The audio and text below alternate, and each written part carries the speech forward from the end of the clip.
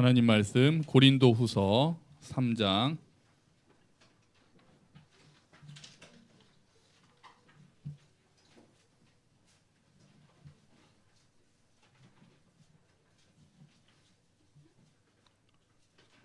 일단 찾고 계십시오. 고린도후서 3장 18절입니다.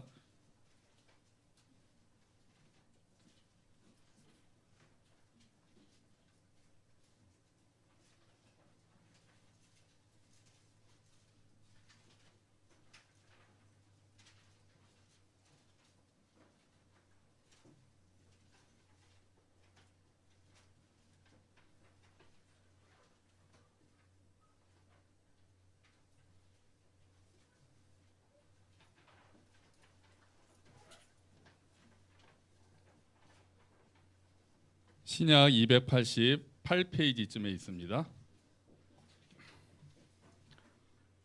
자, 같이 읽어볼까요?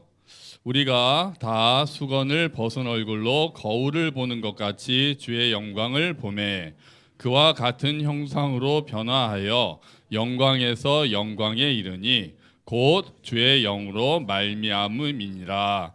아멘. 할렐루야. 제가 복장이 벌써 제주도 복장이 되었습니다. 오늘 드디어 출발을 해서요. 준비를 지금 하고 있고요. 3년 만에 처음 이야기 나온 지 2년 반 만에 가게 돼서 기대가 많이 됩니다. 오늘은 그 영적 성장에 대해서 지금 원래 영적 성장을 계속 이렇게 좀 이어가야 되는데 또 지난번에 또 수련회가 있고 중고등부 수련회가 있고 유초등부 수련회가 있고 그래서 자꾸 중간에 한 번씩 끊겼습니다. 그래서 복습을 해야 되니까 여러분 이 그림은 계속해서 기억해 주십시오. 자, 영적 성장이라는 책을 세워야 됩니다. 영적 성장이라는 책을 우리가 세워갈 겁니다. 이제 칸칸이 세워갈 건데요. 처음에 영적 성장이라는 칸을 이 책들을 세우기 위해서 양쪽에 뭐를 세워야 된다고 말씀드렸습니까? 북엔드를 세워야 된다고 말씀드렸어요. 북엔드를 딱 세워놓고 영적 성장이라는 책들을 세워야 되는데 그 북엔드가 한쪽에는 뭡니까? 그리스도의 의, 그리스도의 의. 그리고 또 한쪽에는 뭡니까? 그리스도의 능력. 우리가 예수님의 의로 하나님께 받아들여졌다는 게 첫 번째고, 그다음에 우리가 영적으로 성장하는 그 과정도 우리의 능력으로 하는 게 아니라 그리스도의 능력으로 하는 거다.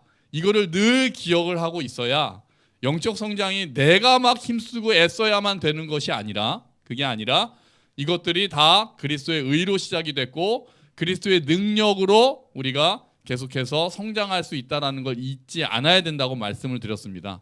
그래서 그리스도의 의로 받아들여지고 그리스도의 능력으로 성장할 수 있다는 것을 한마디로 말하면은 뭐라고 얘기했는지 기억이 나시나요? 한마디로 하면은 두 글자로 은혜입니다. 은혜입니다.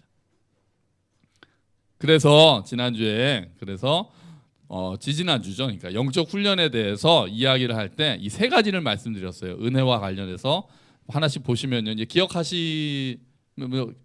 회상하시면서 되새기면서 보시죠. 첫 번째는 은혜가 우리를 훈련한다는 거였어요. 은혜가 우리를 훈련한다.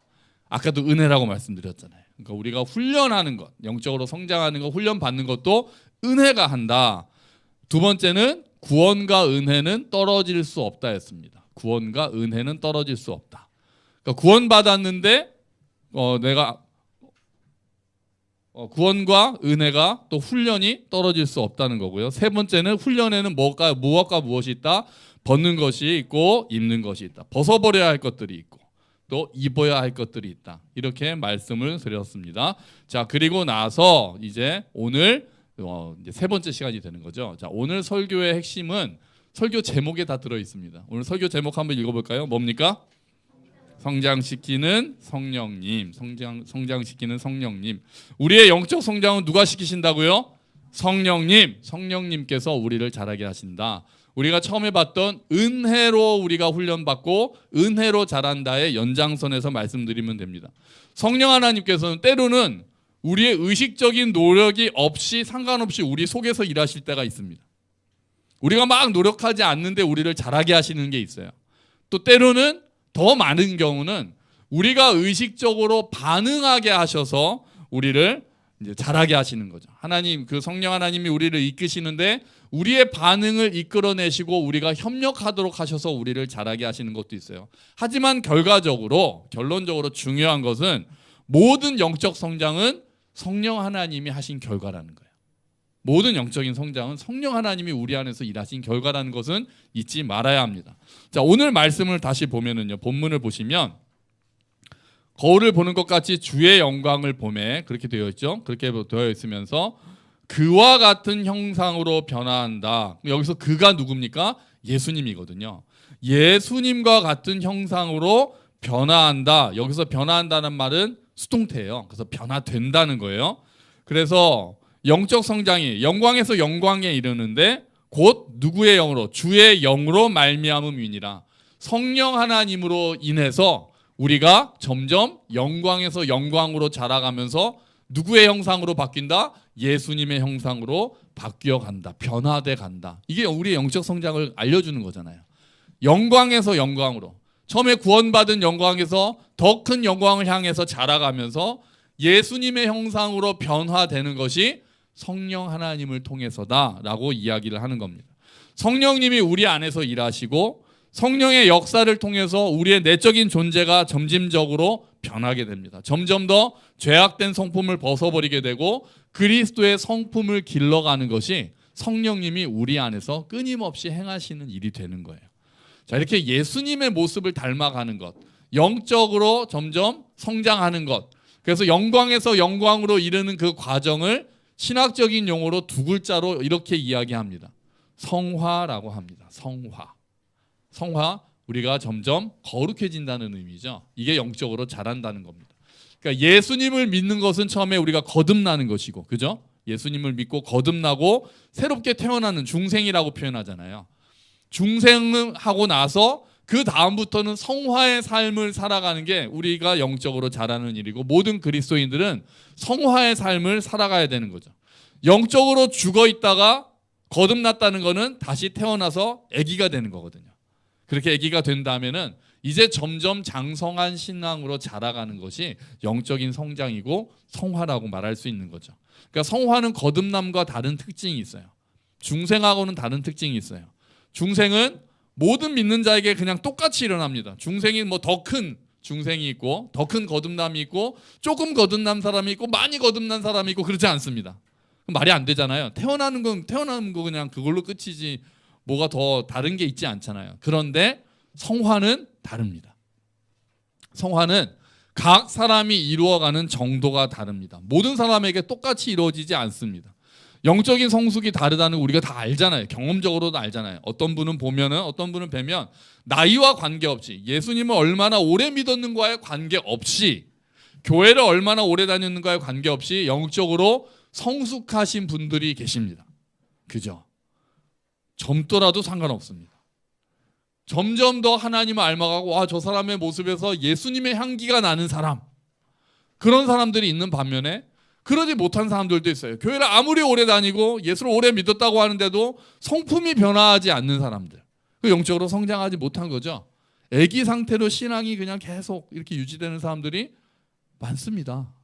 많아요. 급격하게 성장하는 사람도 있겠지만 또 서서히 성장하는 사람들도 있죠. 좋은 교회가 어떤 교회입니까? 좋은 교회는 영적인 어린아이들이 점점 더 자라는 성숙한 사람이 많은 교회가 좋은 교회라고 말할 수 있잖아요. 영적인 아이들이 많으면 교회가 쉽게 흔들릴 수 있습니다. 영적으로 성숙하지 못한 사람들이 많으면 교회가 흔들릴 수 있고 시끄러워질 수가 있죠. 자기가 으뜸되겠다라고 생각하는 사람들이 많으면 교회가 흔들리는 거죠. 영적으로 성숙한 사람들은 예수를 닮아가는 사람들이기 때문에 그런 사람들이 많은 교회가 안정된 교회고 좋은 교회라고 말할 수 있는 거죠. 또 거듭남은 다른 특징이 또 있다면 거듭남은 한 번에 완전히 일어나는 일입니다. 그죠? 한 번에 그냥 완전하게 딱 태어나느냐 마느냐의 문제가 아니라 죽느냐 사느냐의 문제란 말이에요. 다시 태어나는 거는. 거듭났다는 거는 완전히 아기로 태어났다는 거고 한 번에 일어나는 일이지만 성화는 자란다는 거는 오랜 시간에 걸쳐서 심지어는 우리가 주님을 만나는 그날까지 끊임없이 일어나는 일입니다. 오랜 시간에 걸쳐서. 완성은 있을 수 없습니다. 성화에는 완성은 있을 수 없어요. 성화는 끊임없이 우리가 죽을 때까지 우리가 자라나야 되는 부분이 있는 거죠. 어제 나보다 조금 더 예수님을 알아가는 그런 부분들, 조금 더 예수님을 닮아가는 부분들이 끊임없이 일어나는 거예요. 그래서 뭐라고 얘기하는 거예요? 영광에서 영광에 이른다라고 그 과정들을 표현하고 있는 거죠. 또 다른 특징이 있다면 중생은 우리의 역할이 있습니까? 없습니까? 없습니다. 거듭나는 거는 우리의 역할이 없습니다. 하나님께서 그냥 전적으로 은혜를 부어주셔서 영적으로 죽어있던 사람이 생명을 얻는 거죠. 하지만 성화에는 우리의 역할이 있습니다. 성화에는 우리의 역할이 있어요. 성령님께서 우리를 자라게 하시지만 그 성령님이 하시는 일에 내가 얼마나 민감하게 반응하고 의지하느냐에 따라서 우리의 영적인 성숙도가 달라질 수 있는 거죠. 그래서 성령님이 하시는 일에 협력하고 반응하면서 우리가 자라가는 겁니다. 그래서 바울이 이렇게 이야기해요. 빌립보서 4장 13절 말씀을 보시면 한번 같이 읽어볼까요? 나는 비천에 처할 줄도 알고 풍부에 처할 줄도 알아. 모든 일 곧 배부름과 배고픔과 풍부와 궁핍에도 처할 줄 아는 일체의 비결을 배웠노라. 내게 능력 주시는 자 안에서 내가 모든 것을 할 수 있느니라. 아멘. 바울이 자족함을 배웠다는 뜻이거든요. 이 자족하는 능력을 배워가고 그렇게 할 수 있는데 그것도 어디 안에서요? 내게 능력 주시는 자 안에서, 성령 하나님 안에서, 그리스도 안에서, 그 안에서만 가능하다는 거예요. 그러니까 내가 힘써서 배워요. 배웠다라고 하잖아요. 그러니까 내가 열심히 배워요. 그런데도 그 능력을 발휘하는 것은 성령님의 능력 안에서. 내가 모든 것을 할 수 있는 것도 내가 주 안에 있을 때만 가능하다는 거죠. 내가 열심히 하지만 그 능력은 주 안에서 이루어진다는 거죠. 그래서 내가 스스로 책임을 다하고 협력하지만 동시에 성령 하나님을 의지하는 법을 우리가 배워가야 됩니다. 이 두 가지가 다 있어요. 아무것도 안 하니까 아무것도 안 해도 내가 아무것도 안 해도 하나님이 날 잘하게 하실 거야. 그러지 않습니다. 그런 부분도 있죠. 하지만 더 많은 부분은 우리에게 반응하게 하시고 우리의 협력을 기대하시면서 우리를 이끌어 가시는 거예요. 성화의 과정은. 물론 그렇게 한 다음에도 야 이렇게 내가 잘한 것도 하나님의 은혜구나라고 우린 고백하게 되겠지만 그 과정 가운데 우리의 협력을 기대하시는 게 영적 성장에 있어서는 굉장히 중요한 거죠. 그래서 아무것도 안 하고 있으면은 안 자란 채로 신앙생활 연수만 기록합니다. 사실 슬픈 일이죠. 그래서 왜 이렇게 전도가 잘 안 됩니까? 예수를 믿는 사람들이 영적으로 성장하지 않은 사람들이 교회 안에 너무 많아서 그런 것도 있는 거 아닙니까? 여러 가지가 이유가 있지만 그 중에 하나는 교회가 많고 예수를 믿는다고 하는 사람들이 주변에 있는데 그 사람들로부터 예수의 향기를 못 맡는 사람들이 너무 많잖아요. 대표적인 사람이 누굽니까? 간디입니다. 간디. 간디가 뭐라고 합니까? 나는 예수님은 좋다. 근데 크리스찬은 싫다. 왜? 예수님을 닮지 않았다. 그렇게 얘기했거든요.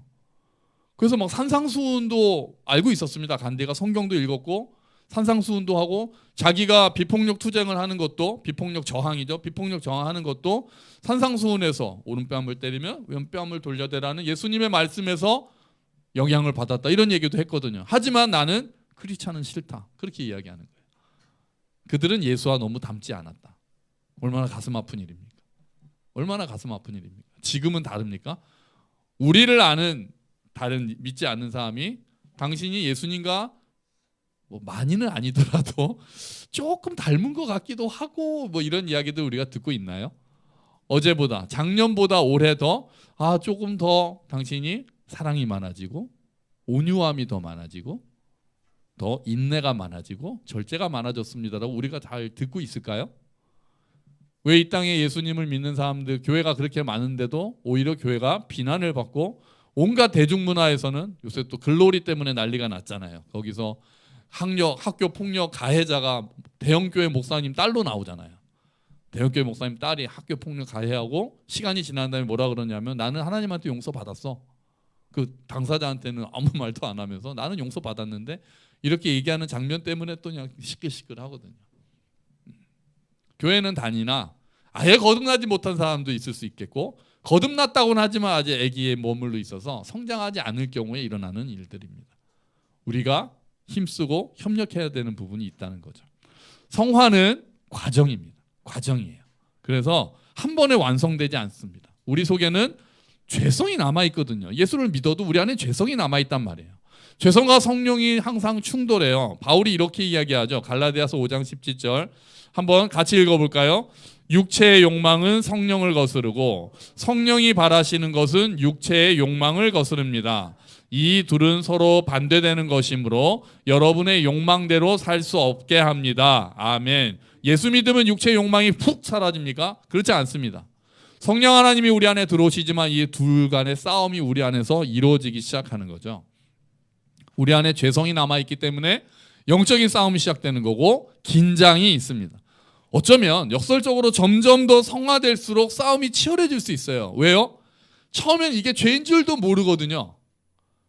이게 죄라고 생각하지 않다가 성령 하나님께서 말씀을 통해서 기도하는 가운데 깨우쳐 주시면 아, 이게 다 죄였구나라는 걸 점점 더 깨달아가는 거예요. 예를 들면 우리가 조명을 처음에 이제 껌껌한 방에 들어오면은 그냥 쓰레기가 안 보이잖아요. 그런데 불을 켜고 조명을 밝히면 밝힐수록 보이지 않던 쓰레기가 보이게 되죠. 우리가 성령 하나님이 우리 안에 그 빛을 점점 더 비춰 주실수록 전에는 괜찮았던 부분들이 그것조차도 다 하나님 앞에서 죄였음을 깨닫게 되면 어쩌면 이 성화의 싸움 가운데서의 그 긴장은 점점 더 깊어질 수도 있는 거예요. 그게 그 사람이 수준이 낮아서가 아니라 오히려 더 하나님의 빛을 많이 받으면서 그렇게 끊임없는 싸움을 할 수 있게 된다는 거죠. 세련된 죄들이 드러나게 되는 거예요. 근데 이렇게 될 때 우리가 기억해야 될 거는 거듭난 사람은 죄가 지배하지는 않습니다. 죄가 지배하지 않아요. 우리는 죄와 사망의 권세에서 해방됐거든요. 거듭난 사람들은 죄와 사망의 권세에서 해방돼서 은혜의 지배 아래 들어가 있습니다. 그래서 죄가 우리를 지배하지는 못해요. 그런데 괴롭히기는 합니다. 이 역설이 우리 안에 있는 거예요. 이 긴장이 있는 거예요. 그래서 어떤 사람이 이걸 어떻게 비유했냐면 전쟁에서 죄는 졌다. 예수와의 전쟁에서 성령 하나님과의 전쟁에서 죄는 졌는데 전쟁에는 진 자들이 항복을 하지 않고 산으로 들어가서 반란군이 된다는 거예요. 게릴라도 계속해서 정부군을 괴롭히는 거죠. 죄도 성령 하나님이 오심으로 우리가 죄의 지배에서 해방되고 죄는 싸움에서 졌지만 그 죄가 항복을 하는 게 아니라 숨어가지고 계속해서 우리를 괴롭힙니다. 풍성한 삶을 누리지 못하게 하고 예수를 닮아가는 것을 방해하게 하고 그래서 복음이 전파되는 것을 방해하게 하고 우리가 하나님의 사명을 감당하기 어렵게 하는 거죠. 죄가 그런 역할을 우리 안에서 하고 있어요. 그래서 영적 성장은 이런 죄와의 끊임없는 싸움을 통해서 이루어지는 거죠. 나의 죄성과의 끊임없이 싸우는 그 시간들, 벗어버려야 될 것들을 벗어버리고 입어야 될 것을 입으면서 싸워가는 과정이 성화인 겁니다. 그게 성화예요. 성화는 쉽게 이루어지는 것이 아닙니다. 그래서 싸움 가운데 이루어집니다. 영적 싸움 가운데 이루어져요. 그게 가장 큰 영적 싸움입니다. 우리 밖에 있는 어떤 다른 세력과 이슬람 세력과 싸워야 된다, 어떤 세력과 싸워야 된다, 그게 이 시대의 가장 큰 영적 전투다. 저는 그렇게 생각하지 않습니다. 내 안의 죄성과 싸우는 게 항상 가장 큰 영적 전투입니다. 가장 우리가 이기기 힘든 전투이기도 합니다. 하지만 그 과정이 우리에게만 맡겨져 있지는 않습니다. 그 영적인 싸움, 그 영적으로 성장하는 과정, 훈련받는 과정을 이끄시는 분이 누구시라고요? 성령님. 아멘. 오늘 설교 제목을 잊으시면 안 돼요. 영적 성장, 훈련 이런 거 할 때 그러면 내가 힘써야지를 생각하시는 거 이전에 북엔드라고 말씀드렸잖아요. 양쪽에 세우는 그리스도의 의, 그리스도의 능력을 잊지 않으셔야 돼요. 그것도 은혜로 되는구나라는 것은 잊지 않으시고 그리고 나서 우리가 힘써야 될 부분들을 힘써야 되는 거죠. 성령님께서 우리의 성장을 이끌어 가십니다. 아멘. 우리에게 아무런 책임이 없는 것은 아니지만 우리가 그 성화에 협력하고 그분이 이끄시는 대로 우리가 반응해야 되는 역할은 있지만 우리를 변화시키시기 위해서 우리 인격 깊은 곳에서 일하시는 분은 성령 하나님이신 거예요. 성화가 성령님 하나님의 일이라는 것을 보여주는 말씀이 있습니다. 데살로니가 전서 5장 23절 24절 말씀, 우리에게 힘을 주는 말씀인데요. 제가 23절을 읽을 테니까 24절은 같이 읽죠. 평안의 하나님께서 여러분을 깨끗하게 하셔서 하나님께 속한 자로 지켜주시며 여러분의 온몸 즉 영과 혼과 육신 모두를 우리 주 예수 그리스도께서 오실 그날까지 아무 흠 없이 지켜주시기를 기도합니다. 같이 읽어볼까요? 여러분을 부르신 그분은 신실하시기 때문에 이 일을 반드시 이루실 것입니다. 아멘. 하나님께서 우리 안에서 그 일들을 이루어 가신다는 거예요. 또 다른 말씀 하나, 제가 좋아하는 말씀입니다. 한번 읽어볼게요. 같이 읽어봅시다. 또 하나님께서 예수 그리스도로 말미암아 우리 가운데 자기가 기뻐하시는 바를 이루시기를 빕니다. 아멘. 되게 멋진 기도 아닙니까? 내 안에서 하나님이 기뻐하시는 것을 하나님께서 이루어 주시기를 기도한다는 거예요. 내 안에서 예수로 말미암아 하나님이 기뻐하시는 바를 내 가운데서 이루어 달라는 기도. 이 얼마나 멋진 기도입니까? 아멘. 아멘. 이 기도가 우리의 기도가 되는 거죠. 주님, 제가 주님의 기쁨이 되기를 원합니다. 그렇게 기도하는 거예요. 내 안에서 하나님의 기쁨이 이루어지기를 원합니다. 우리의 기도가 그렇게 자라가야 된다는 거죠. 성령님께서 어떻게 우리 안에서 구체적으로 역사하셔서 어떻게 들어오셔서 역사하시고 이거에 대해서 성경은 이야기하지 않습니다. 신비의 부분이죠. 우리는 그냥 그 신비를 받아들이고 성령님께서 그 과정을 이루어 가시도록 우리 자신을 성령님께 끊임없이 내어드리는 연습을 해야 합니다. 여러분, 성령 하나님께서 우리를 자라게 하십니다. 아멘. 성령님의 인도하심을 기대하고 또 반응하고 시간이 지날수록 점점 더 우리가 성장해서 예수님의 성품을 닮아가는 저와 여러분이 되시기를 주의 이름으로 축원합니다. 아멘. 우리 같이 기도하죠. 주님, 성령 하나님, 하나님이 원하시는 일을 우리 안에서 이루어 주십시오. 제가 예수님을 조금 더 닮기를 원합니다. 같이 기도합시다.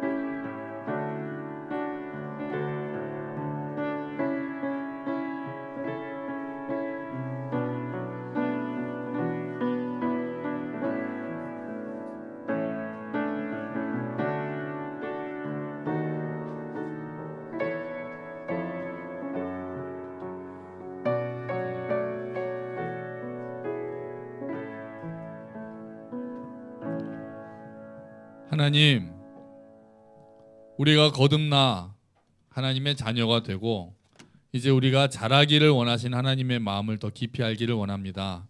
주님, 우리가 예수님을 조금씩 더 알고 예수님의 성품을 닮아가기를 기도합니다.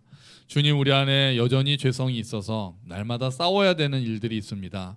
주님, 그 가운데 성령님의 이끄심을 기대하며 그 이끄심을 인정하고 그 이끄심을 의지하고 거기에 반응해서 성령 하나님께 협력해서 우리가 영적으로 자라갈 수 있도록 주님 도와주시옵소서. 그 어려운 일이 우리에게 맡겨져 있는 것이 아니라 성령 하나님께서 우리 가운데 하시는 일이니 감사합니다. 성령 하나님의 음성을 우리가 잘 분별하게 하시고 우리가 예수님을 점점 더 닮아가 성숙한 자들이 되어 정말 복음을 전하는데 방해가 되지 않도록 예수님의 생명의 복음을 전하는 삶으로 전하고 말로 전하는 우리가 될 수 있도록 주님 도와주시옵소서. 감사합니다. 이 모든 말씀 예수 그리스도의 이름으로 기도합니다. 아멘. 다 함께 자리에서 일어서셔서 주기도문 찬양하시면